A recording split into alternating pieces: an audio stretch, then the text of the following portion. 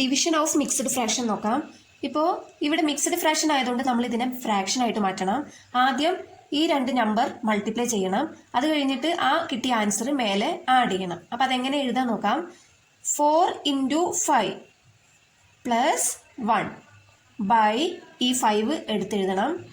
Divided by 3 × 4 plus 3 by 4.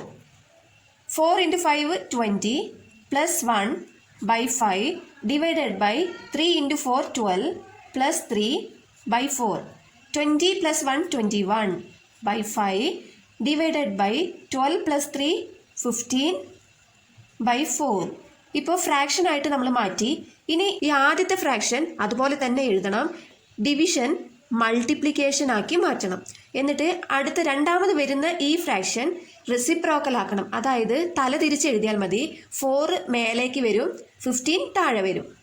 21ഉം 15ഉം third ടേബിളിൽ cancel ചെയ്യാം. 7 3s are 21, 5 3s are 15.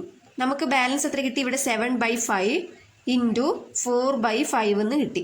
7 × 4 എത്രയാ? 28 by 5 × 5 എത്രയാ? 25.